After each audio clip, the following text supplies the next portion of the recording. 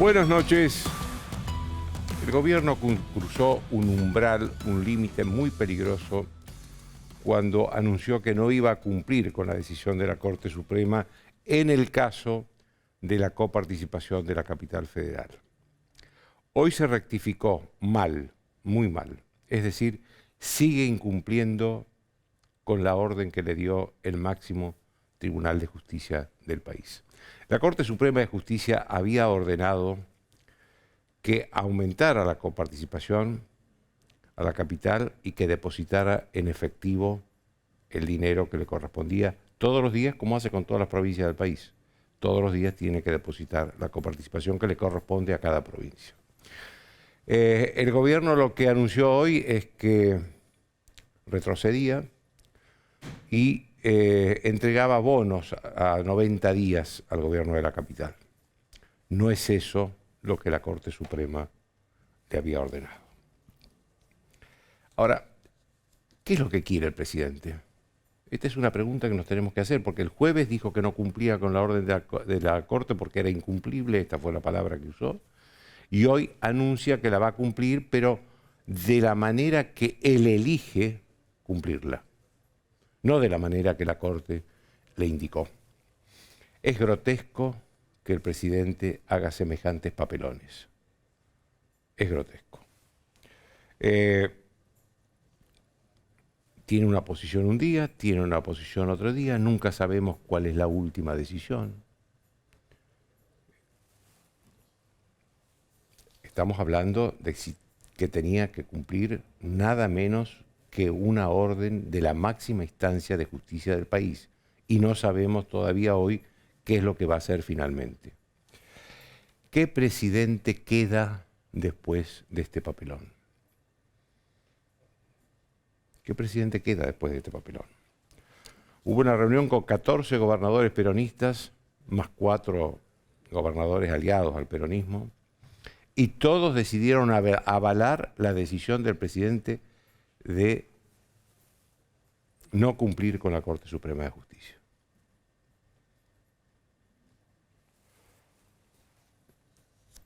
Hoy el presidente solo decidió retroceder o tirar la toalla, como le quieran llamar.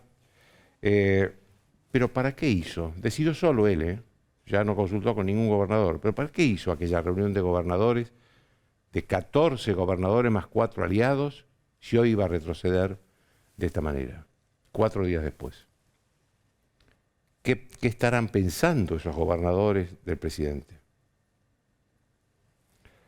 La verdad es que el presidente cava cada día más el desprestigio y la falta de valor de su palabra, si es que todavía le queda algún valor a la palabra del presidente. Porque realmente nunca sabemos cuál va a ser la última palabra del presidente, más aún, no sabemos si lo que se anunció hoy va a ser lo que va a cumplir mañana, o mañana va a cambiar otra vez de decisión.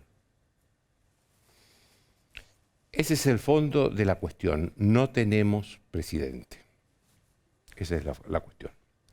También hay cuestiones de forma.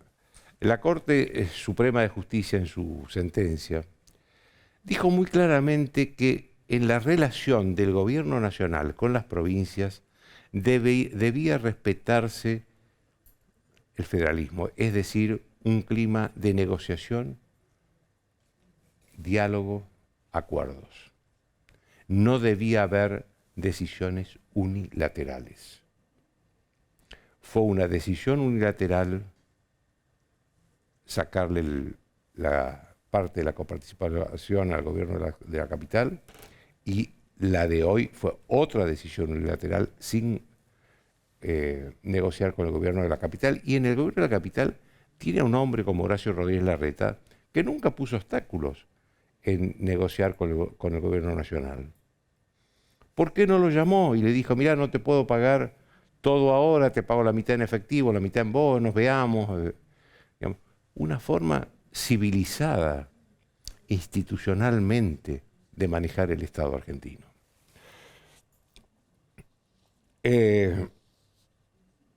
Una cuestión no menor de la desobediencia a la Corte es que, como les dije recién, fue avalada por todos los gobernadores, es decir, que es el peronistas, es decir, que es el peronismo en su conjunto el que decidió quebrar el orden constitucional.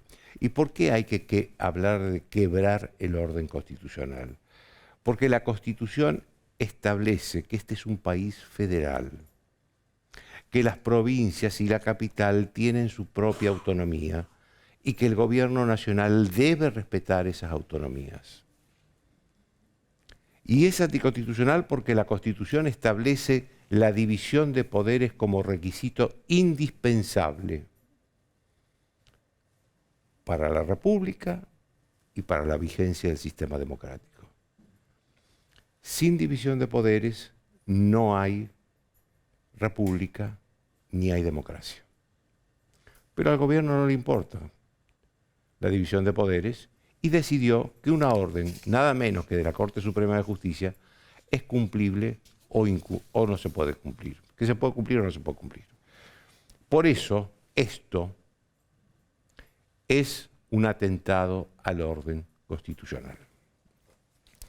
Rodríguez Larreta decidió que no va a aceptar el pago en bonos. De esto vamos a hablar con el ministro de Gobierno de la capital, Jorge Macri, que está en el estudio. También vamos a reflexionar sobre esto con Santiago Kovadlov, uno de los intelectuales más importantes del país, y con Guillermo Oliveto, tal vez uno de los hombres que mejor analiza la situación de la sociedad argentina. Pero lo cierto es que la Corte se va a tener en algún momento que volver a abocar a un tema que ya está resuelto para la Corte Suprema. Solo había que cumplir la sentencia de la Corte, nada más, no hacía falta nada más. Es un gobierno especialista en crear problemas donde no los hay. ¿Cómo empezó todo esto? El gobierno de Mauricio Macri, cuando llegó, decidió pasarle a la capital la policía y también los recursos, obviamente, para financiar la policía. Financiar la seguridad no es barato, se necesita mucho dinero. Cuando llega Alberto Fernández, 4 años después, no le gustó ese acuerdo. Y hasta es aceptable que no le haya gustado. Ahora, el método era negociar con el gobierno de la capital otro acuerdo para revocar aquel acuerdo. No, se tomó la decisión unilateral de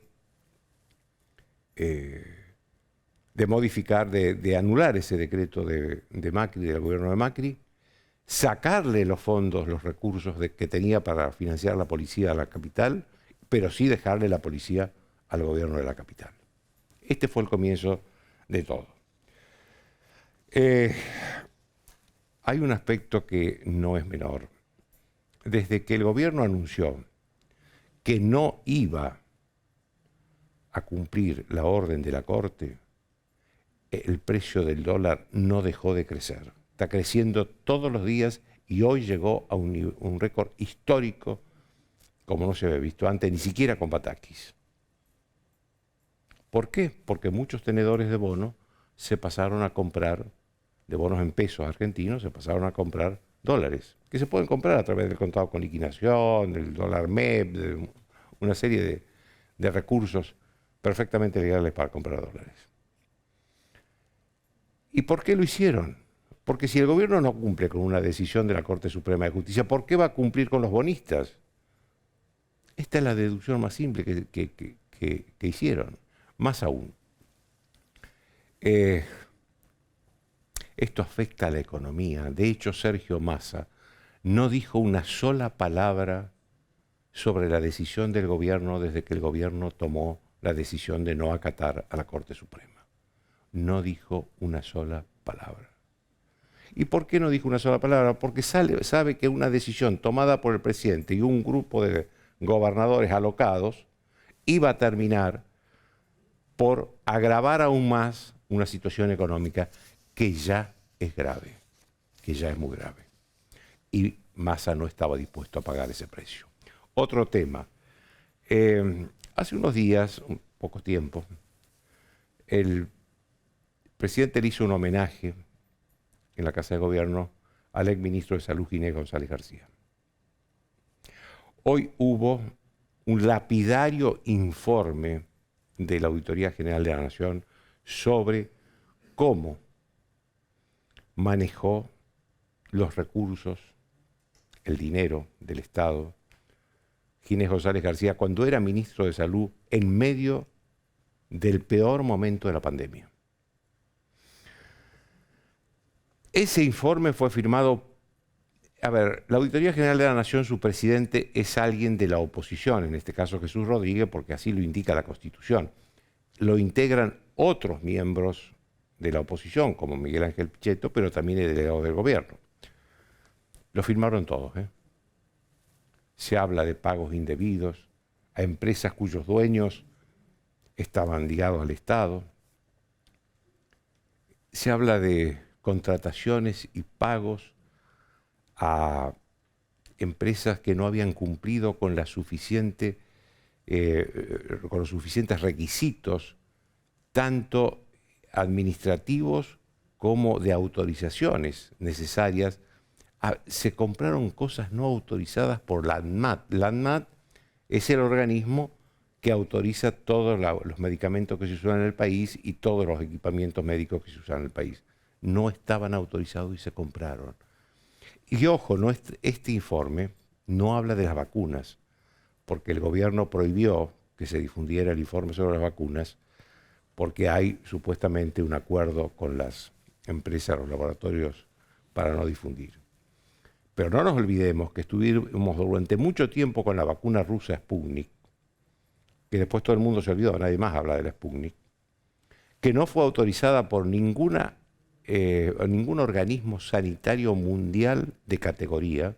Hubo un tiempo que los argentinos no podíamos viajar porque no había sido autorizado ni por el ente europeo ni por el ente norteamericano que autoriza los medicamentos. Mientras el resto del mundo se vacunaba con vacunas más prestigiosas. No se habla. Y no nos olvidemos del vacunatorio VIP, donde iban todos los amigos del gobierno a vacunarse precisamente en el Ministerio de Salud que conducía Ginés González García y que provocó la renuncia de González García. Es decir, cuando la sociedad vivía con miedo, con la enfermedad y con la muerte, el gobierno estaba beneficiando a algunos amigos a través de las compras que se hacían en nombre de la pandemia y en una situación de excepcionalidad sanitaria. Estaban haciendo sus negocios con el sufrimiento de la sociedad o estaban haciendo favores. Cuando lo único que tenía que hacer el gobierno, era resolver, buscarle una solución al problema cuanto antes, la mejor solución en el menor tiempo posible. El tema del informe de la Auditoría General de la Nación habla de un gobierno interesado en sus propios intereses, valga la redundancia. Como la decisión de desobedecer a la Corte Suprema de Justicia habla de la necesidad o la prioridad del gobierno de dedicarse a las elecciones del próximo año. Lo dicen ellos, no es una deducción mía. Ellos dicen que la Corte le está financiando la campaña electoral a Rodríguez Larreta, la campaña presidencial a Rodríguez Larreta. Es decir, que si no le dan a Rodríguez Larreta, ellos van a financiar con esa plata la campaña presidencial del gobierno. ¿Se imaginan que lo único que le importa es la campaña electoral del año próximo a un gobierno cuyos números no pueden ser peores en cualquier encuesta? Esto habla de una enorme decadencia. Decadencia institucional, decadencia política, decadencia del propio kirchnerismo que logró destruir al peronismo o lo que quedaba del peronismo. Después de la pausa, Jorge Macri.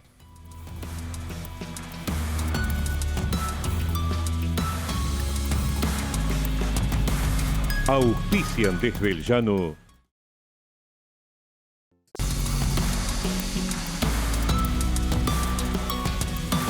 Adrián Mercado presenta su nuevo sistema de subastas online. Desarrollamos un sistema más rápido, más fácil, que te permite participar desde cualquier lugar del país. Si querés que tu empresa crezca, elegí Adrián Mercado.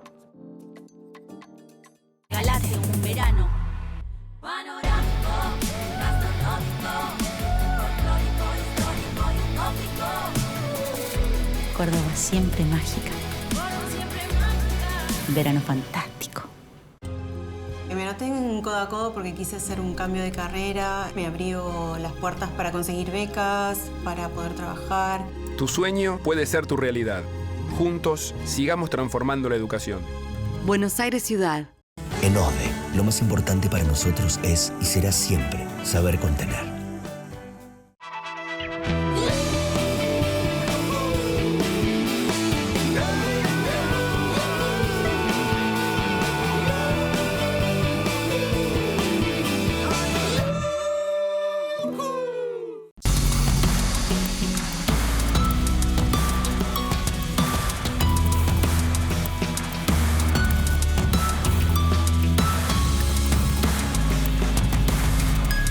Todos sabemos lo que representa para la logística de una empresa una flota moderna de vehículos.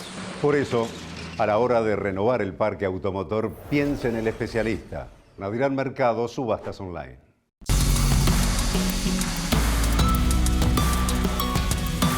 Grupo Petersen, desde 1920, construyendo el país. A la suerte hay que ayudarla. Con el Kini estás a 6 pasos de tus sueños. ¿Qué esperás para cumplirlos? 654-321 Kini 6.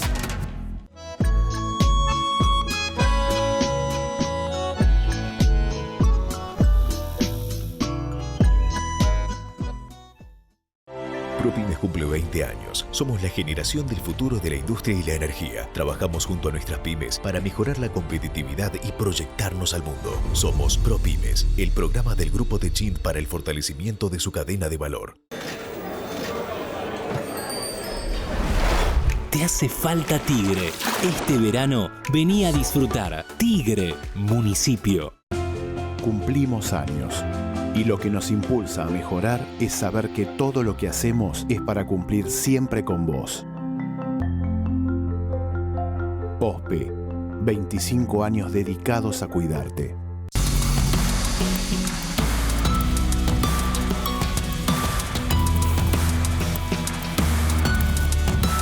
Bien, como les dije, Jorge Macri, ministro de Gobierno de la capital. Jorge, ¿qué es lo que usted pensó hoy cuando el gobierno anunció que iba a pagar con bonos esta parte de la coparticipación que le dio la Corte Suprema? Parecido a lo que planteaba Joaquín antes, otra vez sopa. O sea, incumplió la orden de la Corte Suprema la semana pasada y hoy la vuelve a incumplir. Porque en realidad la Corte es muy clara, esto es importante que la gente lo sepa.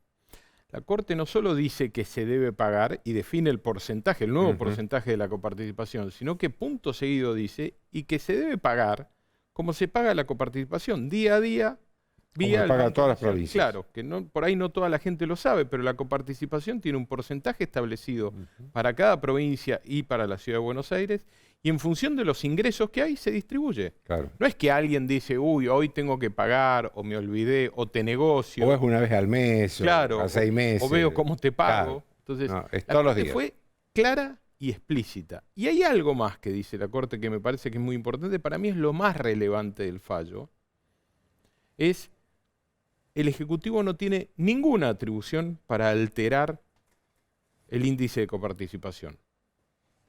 Claro. Eso es muy relevante, porque eso hace a nuestra institucionalidad. Y el problema es que el presidente lo que no termina de entender es que la ley es de una manera. Y los fallos de la Corte están para ser cumplidos, no para interpretarlos. El presidente cree que es un tribunal superior. Entonces pareciera que la Corte Suprema es alguien que opina, le da una visión y él la reinterpreta. Y él tiene otra opinión. Él es el juez supremo, el rey. Y eso es riesgoso. Porque si en la Argentina empezamos a creer que hay alguien que está por arriba de la ley y del máximo tribunal, y ahora, que puede hacer lo que quiere, y perdimos el norte. Ahora, esto no se había visto nunca. Nunca. Que un presidente desobedezca a la Corte Nunca. No tiene antecedentes y es muy triste. ¿Esperaba esto de Alberto Fernández? No. No, pero hasta por la inteligencia de no ponerse en riesgo él, nosotros vamos a demandar a los funcionarios que están incumpliendo la orden de la Corte Suprema, porque no podemos estar jugando con la ley y con el orden constitucional. Porque, a ver, esto es como si el presidente mañana decidiera que tu casa es demasiado grande para vos y se la quiere regalar a alguien y te la quita. Porque se le ocurrió, o que un detenido que asesinó a alguien, como a él le cae bien, lo libera. O sea, alguien que está por arriba de la ley, eso es solo un rey. Y esta no es una monarquía medieval. Esta es una república, hay independencia de poderes, el presidente fue electo durante un tiempo limitado y todos estamos en el marco de la ley. Y yo lamento profundamente la postura de los gobernadores, porque los gobernadores saben que la única instancia válida que hay para dirimir conflictos con la nación es la Corte. Es la Corte. Y siempre... Bueno, de hecho la Corte le dio la razón a ellos. Exacto. Todas las veces que fueron a la Corte. Siempre. Nos tocó a nosotros, y esto es importante decirlo, no es que nosotros hoy reclamamos este cumplimiento. Mauricio Macri asumió como presidente en el 15 y a los pocos meses, en el 16, un viejo litigio que había de 3 provincias contra Nación, la Corte Suprema se expidió y nosotros pagamos. No nos pusimos a interpretar y ni siquiera era una demanda que tenía que ver con un gobierno nuestro. No, porque era plata que le había sacado el gobierno de los Kirchner. Exactamente. Entonces, ¿qué hicimos? Vino el fallo y acató. Lo único, esto para que se entienda que estamos reclamando el mismo comportamiento que nosotros tuvimos cuando fuimos gobierno. Ahora, ¿cuál es el límite del kirchnerismo? ¿Cuál es el límite del presidente? Yo no lo sé, pero nos sigue sorprendiendo para mal y esto solo genera más pobreza. Ahora, ¿hay algo de volver a los resentimientos del interior contra la capital en esto? Hay un intento, por eso es bueno aclarar algo que planteabas al principio, Joaquín, que para mí es relevante. Cuando el presidente en ese momento, Mauricio Macri, le transfiere recursos a la ciudad de Buenos Aires para que se haga cargo de la justicia, no le saca a las otras provincias. La seguridad, no le saca a las otras provincias. No, era plata del presupuesto. Era plata ¿Por qué? Porque eran los sueldos que pagaba de la Policía Federal. Entonces digo, como te estoy transfiriendo esos empleados, te doy la plata para pagarles. Pero esto es importante porque algunos gobernadores intentan instalar que esa plata se le quitó a las demás provincias. Falso. Esa plata era del gobierno nacional y se distribuyó adicionalmente a la ciudad de Buenos Aires. Entonces, no se le quitó nada. Así como cuando Alberto Fernández manoteó este recurso, no se los dio a las otras provincias. Lo distribuyó de manera discrecional, principalmente a la provincia de Buenos Aires. ¿Por qué? Porque le gusta, porque le cae bien, pero fuera de la ley. Entonces, o vivimos en un país donde se respeta la ley, o estamos fritos. Y el problema es que cuando la semana pasada el gobierno tomó esta postura, a todos los embajadores de los países que tienen representación en la Argentina, los llamaron y les preguntaron, ¿y ahora? Y todos dijeron lo mismo, y este es un país más inseguro, porque hasta acá a la Corte Suprema se le había respetado siempre. Había una sensación de que había un marco general del que nadie sacaba los pies de afuera de ese plato. Acaban de romper eso, es de lo poco institucional ordenado que le quedaba a la Argentina. Y este presidente lo acaba de destrozar. Eso es malo para la Argentina, es malo para los más pobres, es malo para la clase media, es malo para el que invierte. ¿Le llamó la atención el silencio de Massa? Sí, me llama la atención. No lo quiero analizar el por qué. Él debería decir algo. Normalmente cuando uno ocupa un cargo, el silencio avala al jefe. Y si no te vas, en el medio no hay nada. Ahora, quiero creer que él no está de acuerdo con una medida de este tipo. Alguien que entiende un poco cómo funciona el mundo, nuestra república, no puede estar de acuerdo con esto. Por eso a mí me duele el haber visto todos esos gobernadores. No cambia nada, porque podría haber habido más gobernadores, bueno, pero hecho, pueden estar equivocados de a muchos. Hoy cambió la decisión sin consultar con los gobernadores. Sí, pero además, el sentar a varios en una mesa a cometer el mismo error, no arregla el error. Solo hace que más gente esté equivocada o nos mientan. El problema es que la mayoría de esos gobernadores saben que lo que se está haciendo está mal. Ahora, y justificar... ¿Por qué lo hacen? ¿Por qué avalan esto? No sé, sentirán que están obligados a hacerlo porque le tienen miedo a la vicepresidenta. Algunos de ellos tendrán gestiones muy paupérrimas y requieren del favor constante del gobierno central para cerrar sus números. No lo sé. Lo que digo es esta lógica de pensar que si se rompe la ley pero no me afecta a mí, no me importa, es muy riesgoso, porque mañana te puede afectar a vos. Hoy el presidente la emprendió contra la ciudad de Buenos Aires, pero mañana la puede emprender con cualquier otra provincia. Rota la autonomía, roto el marco constitucional, cualquier cosa puede pasar. Y un país no puede vivir así. Entonces yo espero que el presidente recapacite completo, no este promedio que tiró hoy, que es otro papelón, quedo bien con unos y con otros. Digo que voy a pagar, pero trato de confundirlos, pero en realidad no ¿Usted cree que va a pagar? Va a tener que pagar. Pero digo, ¿cree que va a pagar con estos bonos? No. Nosotros no vamos a aceptar el pago. Nosotros ya nos presentamos hoy a la Corte diciendo que se ha incumplido el fallo y reiterando o instalando nuevas demandas a funcionarios involucrados. Nosotros vamos muy profundo. ¿Pero ustedes van a recurrir a la Corte por los bonos también? Por todo, por esta postura del... En realidad lo que nosotros estamos haciendo es decir que se sigue incumpliendo el fallo. Mañana puede sacar otro tuit y se va a seguir incumpliendo el fallo. O sea, acá no hay nada nuevo. Lo cierto es que la semana pasada el presidente recibió la orden de la Corte Suprema. De nuevo, esas órdenes, esos fallos no se interpretan, se acatan, y se acatan completos, porque la ley no es a medias, y lo incumplió. Y el tuit de hoy no cambia nada, sigue incumpliendo la orden que le dio la Corte Suprema. Entonces nosotros seguimos adelante con la demanda a los funcionarios. ¿Ustedes esperan una decisión de la Corte esta semana? Digo, porque ya la semana que viene entra el receso judicial de enero, ¿no? Es que el problema nuestro es que esto lo que nos impide es devolverle la plata a la gente. O sea, esta decisión del presidente... Eso le iba a preguntar, ¿en qué afecta esto a la sociedad de la capital? No nos permite bajar los impuestos que nos habíamos comprometido. Porque al no pagar, no podemos bajar el impuesto a los sellos de la tasa de crédito, reducir sustancialmente el impuesto a la tarjeta de crédito. A las tarjetas de crédito, el impuesto a las LELIC. O sea, no nos permite, esta es plata que el presidente le está quitando no solo a los porteños, también a los bonaerenses que emprenden acá, trabajan acá, tienen su... O sea, dice defender a los bonaerenses, pero hay 3 millones de bonaerenses que ingresan acá, que son médicos, que son empresarios, que son comerciantes, que son laburantes, que gastan en su tarjeta y que están pagando estos impuestos que el presidente no nos devuelve, ¿no? Estos recursos que no nos permiten... ¿Hubo algún diálogo, alguna conversación, aunque sea informal, del gobierno de la capital con el gobierno nacional desde el jueves hasta acá? Que yo sepa, no. ¿Y por qué? Yo sepa, yo no tuve ninguna. ¿Y qué cree que influyó entonces en el presidente para cambiar la actitud? No lo sé. A mí me cuesta mucho explicar a este presidente. Porque en la mayoría de las decisiones yo haría todo al revés. Definitivamente yo no estaría en un vacunatorio VIP. No estaría festejando la fiesta de mi mujer cuando nadie puede salir de su casa ni despedir a sus muertos.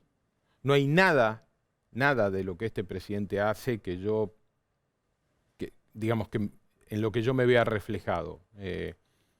Entonces me cuesta interpretarlo porque piensa tan distinto a mis valores, a mis principios, a la lógica de cómo gestionar y gobernar, que me cuesta interpretarlo. Es tarea de otros, tal vez algunos de los que vienen después, Kovadlov o Libeto, puedan hacerlo, tienen otra altura y otra distancia. Yo estoy muy cruzado además por la bronca de cómo esto destruye valor en el país. Porque hoy este país vale menos por culpa del presidente. Déjeme que le haga una pregunta fuera de este tema. Sí. ¿Hubo alguna posibilidad de que el gobierno de la ciudad hiciera algo más para ordenar el festejo cuando regresó a la selección? Intentamos ponernos de acuerdo en cómo coordinar. ¿Con quién? ¿Con el gobierno nacional? Con el gobierno nacional. no lo logramos. Creo que desde el momento en que el presidente tomó la decisión de un feriado nacional que fue ridículo, ahí ya era previsible que un festejo en el que todo el mundo iba a sentir que iba a estar en primera fila. Porque una cosa era decir, bueno, los jugadores llegaban a un lugar en helicóptero, ordenados, había un mecanismo de que lleguen a un escenario, festejen. Todo el mundo frente a esa situación sabe que, bueno, ese espacio físico, llámese la Plaza de Mayo, el Obelisco, puede permitir una cierta cantidad de gente limitada. El concepto del circuito hace que todo el mundo perciba que puede estar en primera fila, ¿no? Claro. Si yo llego rápido a la General Paz, si llego rápido a la Lugones, si llego rápido, además las versiones cambiaban, y yo voy a estar lo suficientemente cerca para verlos. Y eso generó un desbande, un desorden, algo que se debería haber trabajado en equipo de manera previsible, no se hizo. Pero seguramente puede haber cosas que tengamos que revisar. ¿Hubo de parte del gobierno de Aníbal Fernández fundamentalmente reticencia a negociar? No, yo no quiero poner la culpa en uno solo. Creo que me parece que faltó el ámbito de coordinación nación, provincia y ciudad. No existió la voluntad de hacerlo en conjunto, tal vez porque se pensó que si el mecanismo y la posibilidad de circular se complicaba, los jugadores iban a aceptar ir a la Casa Rosada. No sé, es todo tan pequeño y miserable a veces en la manera en la que el kirchnerismo termina tomando decisiones, que así como no puedo interpretar al presidente, no termino de entender a veces por qué un festejo popular. ¿Hubo muchos destrozos? Hubo muchos destrozos. Ya a la mañana siguiente, la 9 de julio, había cambiado sensiblemente en lo que hace a limpieza y orden, pero todavía seguimos arreglando cosas. Debo decir, yo quiero ser muy justo ahí, que el 99,9% de la gente, los millones, se portaron muy bien. Lo que pasa es que 5.000, 6.000, 10.000 personas... Ya muchísimo para destruir. Claro, cuando se ponen en tono de romper, y ahí dolía, ¿no? Porque habíamos dejado una imagen tan linda con nuestros campeones en el mundo que mostrar esa beta, pero bueno, prefiero quedarme con el 99,9% de la gente que fue en familia, fue con el sueño de poder verlos y se retiró desordenadamente, pero respetando el espacio público, sin romperlo. Me quedo con eso. Le agradezco mucho, Jorge. Muchas gracias, Joaquín. Después de la pausa, Santiago Kovadrov y Guillermo Oliveto.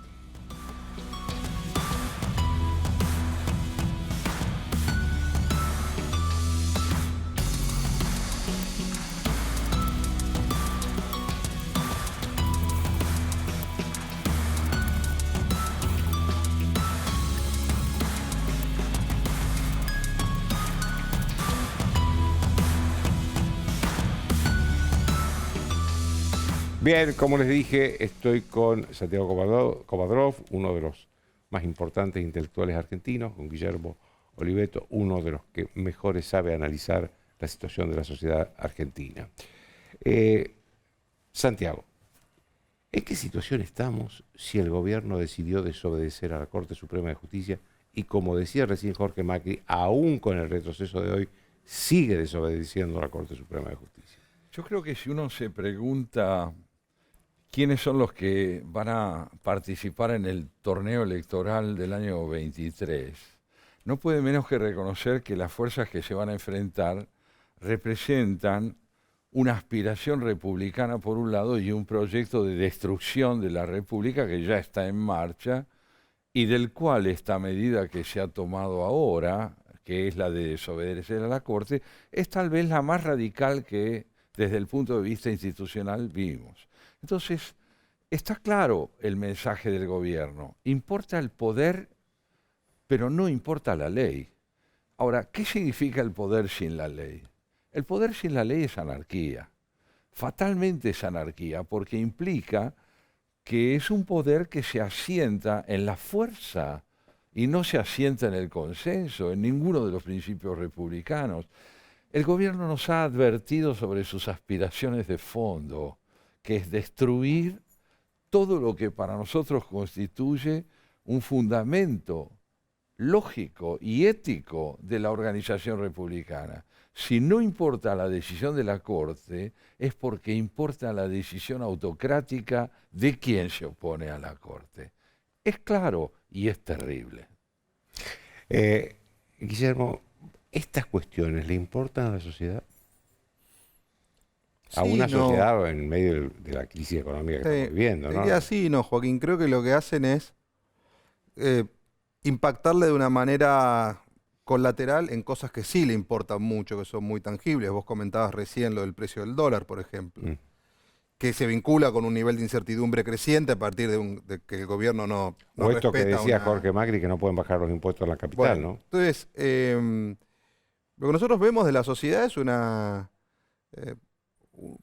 sociedad que no tiene hoy visión de futuro, que no tiene una lectura del orden colectivo, que se ha refugiado en lo individual, que de alguna manera se fue sin irse del país, ¿no? Lo llamamos una alienación consciente. Me retiro de una realidad que permanentemente me hostiga. Es como un exilio interno. Es como un exilio interno, puesto en pequeñas burbujas de bienestar que voy construyendo, sea ir a comer afuera los que pueden, 4 días a la costa, o ahora irse de vacaciones, o ir a la cancha, o juntarse entre amigos, pero no quiero saber nada de Argentina, ¿no? Entonces yo creo que esto alimenta esa sensación de no me cuenten, no quiero saber, y por otro lado, incrementa un nivel de incertidumbre que está como en el rabillo del ojo. No quiero saber, pero sé, porque al final me llega, ¿no? O sea, por eso es una alienación consciente. Me estoy retirando sabiendo lo que hago y temiendo que en cualquier momento pueda ocurrir algo. Entonces creo que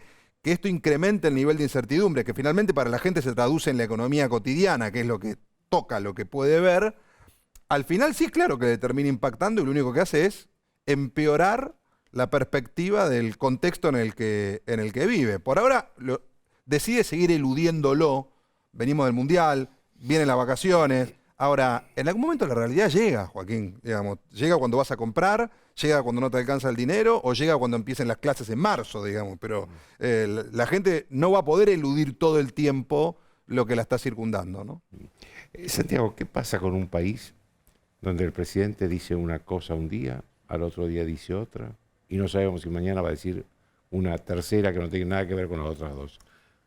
Sí, es la primera vez que yo veo una cosa así. Sí. Es una desde el 83 por lo menos. La coherencia del presidente es la pendularidad incesante. En ese sentido, desde el comienzo se ha mostrado coherente, entre comillas. Sí y no, no y sí, ha sido su discurso de siempre. ¿En qué redunda?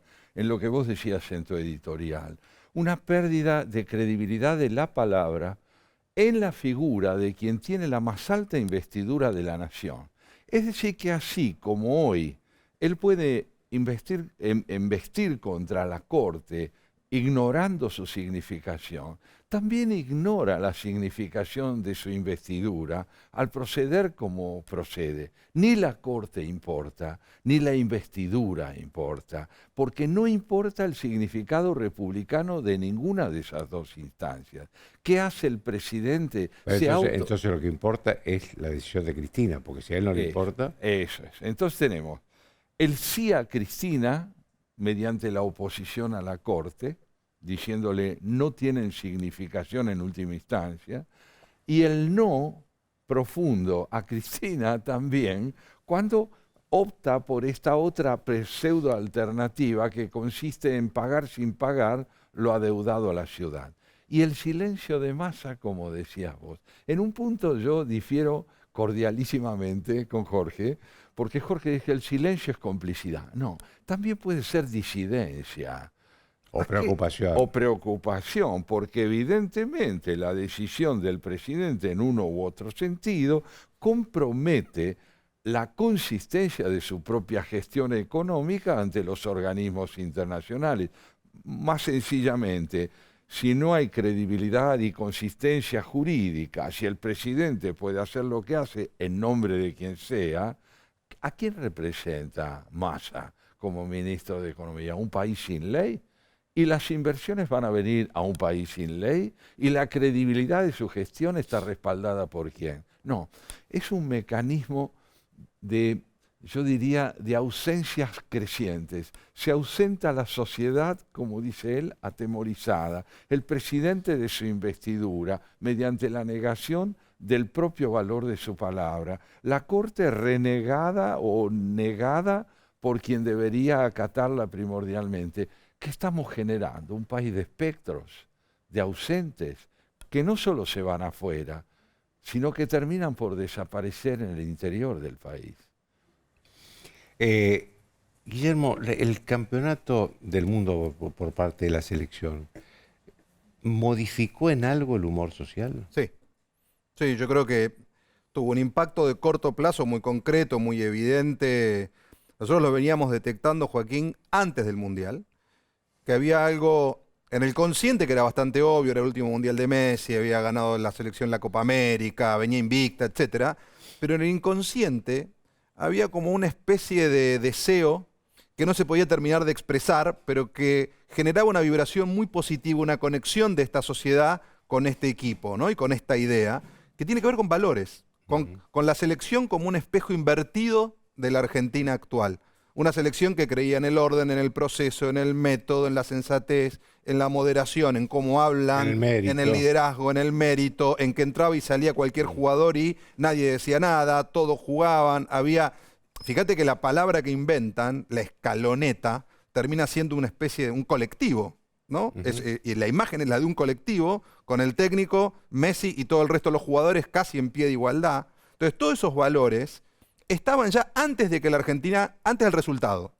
Por supuesto, con el resultado, eso termina de emerger, y yo creo que en algún punto es, y por eso el otro día escribía, si ganamos un mundial o algo más. Me parece que acá hay un quiebre en qué arquetipo de sociedad los argentinos en algún punto pudieron tocar, en este caso desde lo que emitió el fútbol. Pero termina generando una sensación que decís, y qué bueno que estaría que esto fuera así en otras cosas, ¿no? No solo en el fútbol, porque finalmente esto que comentaba Santiago recién, si nos transformamos en una sociedad de espectros, si todo el mundo se retira del lugar donde tendría que estar presente, a la larga, ¿qué destino podemos tener? Digamos, es muy peligroso. La sociedad se puede retirar circunstancialmente, porque bueno, porque está enojada, disconforme, decepcionada, triste, lo que fuera. Ahora, en algún momento tenés que hacerte cargo de la responsabilidad de lo que te rodea, porque si no, es imposible que al final lo colectivo termine afectando lo individual, Joaquín, no hay manera. Entonces creo que la selección mostró eso, mostró que hay otra manera y otra forma de ser posible en estos argentinos, que muchos creían que no hay más solución, esto está todo roto, no tiene ninguna chance. Bueno, sí se puede hacer de otra manera y aparte se siente lindo. Yo creo que lo otro interesante es que la gente dijo, está bueno estar festejando con alguien y no estar matándonos para ver, no sé, quién opina tal o cual otra cosa. Recuperó el nosotros. Y eso yo creo que es algo que se va a terminar viendo en el tiempo, el valor que tuvo. Pero eso, digamos, ¿es de una cosa de corto plazo o es una cosa que se va a alargar en el tiempo? A ver, en términos de estado de ánimo, euforia, la idea de que la alegría tapa otras cosas, eso dura un rato. Ahora viene el verano, que es otro momento de escape, digamos. En marzo viene la realidad. O sea, ya el mundial va a quedar muy lejos, las fiestas quedan muy lejos y las vacaciones quedan muy lejos. Ahora, yo creo que esto dejó sedimentado, Joaquín, o sembrada una semilla de que puede haber otra manera de ser de esta sociedad, un cambio cultural que está ahí latente y que en algún punto está muy expresado en la figura icónica de esta selección, que es Messi, ¿no? Obviamente. Santiago, a propósito del campeonato, ¿qué reflexión te quedó a vos de ver las imágenes que se vieron de desorganización del festejo? ¿Lo interpretaste como un festejo o como una catarsis, a propósito de lo que decía Guillermo? Yo creo que fue un festejo, la expresión de una necesidad colectiva de transparentar la alegría recibida y agradecerla. Eso estuvo y se tradujo también en el aspecto ordenado que tuvo la manifestación por parte de la mayoría. Ahora, ¿qué vimos? Por eso tu pregunta me interesó. Otra vez la ausencia del Estado. No importa si hubo o no hubo tentativas de acordar, nadie acordó con nadie. Nuevamente el país fue un conjunto de personas que traducen mucho más la condición de la civilidad de una sociedad que es huérfana de instituciones que la representen en la organización de esa manifestación. No solo porque los jugadores no fueron a dialogar con el gobierno a la Casa Rosada, sino porque no cumplieron con el deber de garantizar un orden que una vez más tuvo que correr en lo que tuvo de exitoso como responsabilidad de la gente. La gente no tiene por qué hacerse cargo del orden de las manifestaciones públicas. Otra vez la ausencia, otra vez un Estado que dice ausente. Guillermo, a propósito de lo que estábamos hablando y del estado de ánimo de la sociedad, ¿cómo está la sociedad con la política? Tiene mucho que ver con esto del retirarse, ¿no? Está distante, Joaquín, muy distante. Estamos enojada. hablando de cualquier expresión política. Te diría en general, como, por ejemplo, vos le preguntás hoy sobre las elecciones, ciencia ficción, digamos, van a pasar dentro de mucho tiempo. Yo creo que esa agenda va a terminar entrando, que el 2023, quieras o no quieras, vas a terminar involucrándote. Pero hoy hay hay mucho enojo con el gobierno, lo muestran todas las encuestas, todos los estudios, y hay en general una cierta idea de que la política no está necesariamente conectando con los temas que a la gente le importan o le preocupan, digamos, ¿no? Que son temas muy cercanos, muy cotidianos. Por supuesto la economía, número uno obviamente hay la inflación, pero también la idea de la imprevisibilidad. O sea, es una política que no le está dando capacidad de construir futuro. Esta idea de, al final tengo que vivir el hoy casi porque no tengo más remedio que vivir el hoy. Entonces, eso también ahoga mucho. Para muchos, que los hijos se vayan del país es obviamente un enorme dolor, por más que los empujen para que se vayan. Y para otros, que esos hijos que se quedan le digan que no tienen proyecto, es como un país que no te está dando lo mínimo que tendría que darte, que es que alguien que haga un esfuerzo tenga la idea de que va a poder progresar, ¿no? De que va a poder mejorar. Entonces, en ese sentido, hay enojo de la sociedad con la política y una demanda muy fuerte. Incluye a la oposición. Incluye, te diría, la política en general. Sí, por supuesto, después hay excepciones de figuras que pueden estar mejor o peor con tal o cual porción de la sociedad. Pero me parece que lo importante acá es entender cuál es la demanda hacia la política. La demanda hacia la política es, por Dios, díganme a dónde vamos y no me tiren más bombas, digamos, y denme un poco de tranquilidad. La sociedad quiere calma, quiere tranquilidad, quiere poder vivir su vida y que le ordenen más o menos las variables que hoy se la complican cotidianamente, ¿no? Ahora, Santiago, una última pregunta. ¿Cómo reflexionás vos ante esto, ante una sociedad que se aleja de la política? Justo cuando estamos, además, cerca, ya faltan 8 meses nada más para la primera elección que va a ser en agosto. Yo ante todo querría, si fuera posible, matizar un poquito la lectura de Guillermo, porque en muchas cosas él tiene razón, pero yo me pregunto, ¿qué podemos decir de la enorme cantidad de jóvenes que han ingresado a la militancia política, por ejemplo en la oposición, que integran los distintos sectores? Jóvenes son jóvenes, no se han ido, se han comprometido. Hoy la generación de políticos que están al frente, o en todo caso frente a esa demanda que con mucha razón señala, son jóvenes también. En general son jóvenes. Entonces, ¿qué diría yo? Muchos son los decepcionados, pero también son muchos los que han tomado la bandera de devolverle a la política significación ética, algún sentido en cuanto al cumplimiento de este deber primario, que es generar un futuro previsible, porque el hombre sin futuro previsible desaparece. Nuevamente la imagen de la ausencia. No podemos vivir en la inmediatez. Si yo salgo de mi casa... Ahora, ¿hay ahí un reclamo a la oposición? Sí, sí. Y creo que el gran desafío de la oposición es devolverle el futuro a la gente. ¿Por qué? Porque el oficialismo está empeñado en restaurar el pasado. Y yo creo que la oposición tiene el deber de imponer la viabilidad del futuro. Bien, les agradezco a los dos. Quiero mostrar un libro de Guillermo Oliveto que se llama Humanidad Ampliada. Es un libro sobre la sociedad post-pandemia, que tiene una bajada que dice futuros posibles entre el consumo y la tecnología. Pero fundamentalmente creo que estudia la sociedad post-pandemia, ¿no? El futuro, este futuro de que nos hablaba Santiago. Bueno, les agradezco mucho a los dos. Gracias. Un placer. Una pausa. Gracias, felicidades.